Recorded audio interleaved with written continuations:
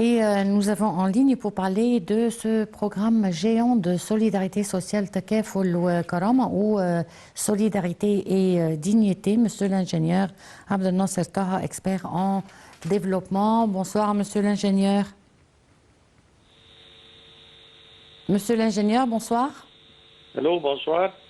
Oui, alors on voudrait parler de l'importance du programme Takaful wa Karama ou solidarité et dignité pour l'Égypte. En fait, les dernières années, on a vu que l'État a réussi à construire une infrastructure énorme et un développement urbain, et c'était le temps depuis plus d'un an de commencer un programme aussi bien étendu partout en Égypte pour un support et un changement bien distingué à la qualité de vie des Égyptiens, pas seulement dans les nouvelles villes, mais partout dans tout le pays. Le programme est vraiment très énorme et je le considère exceptionnel en vue de taille par rapport à n'importe quel programme similaire dans n'importe quel pays. Donc c'est un programme vraiment exceptionnel si on le compare au programme de développement social et économique dans les autres pays. C'est pas facile d'effectuer un succès rapide dans tel programme, surtout que le coût est de rétablir une qualité de vie et surtout aujourd'hui avec l'augmentation des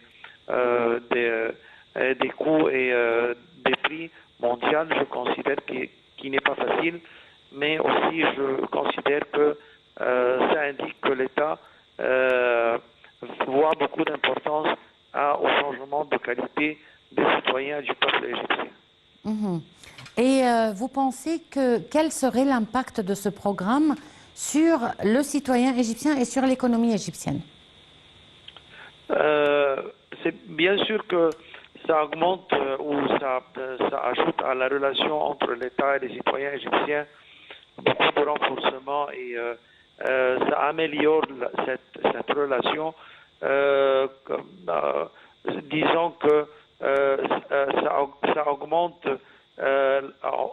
on voit que le programme développe par exemple la qualité d'eau potable et des réseaux sanitaires et de l'habitation. Je crois que ces domaines touchent directement le citoyen.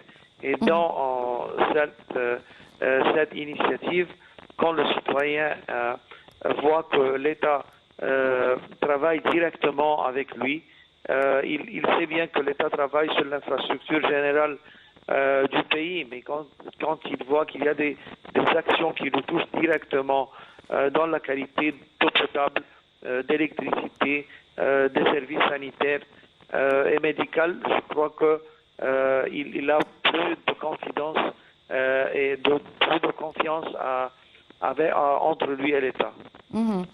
Monsieur l'ingénieur Abdel Nasser Taha, je vous remercie beaucoup pour cette intervention et à présent, je vous présente les principales activités présidentielles au cours de la semaine écoulée.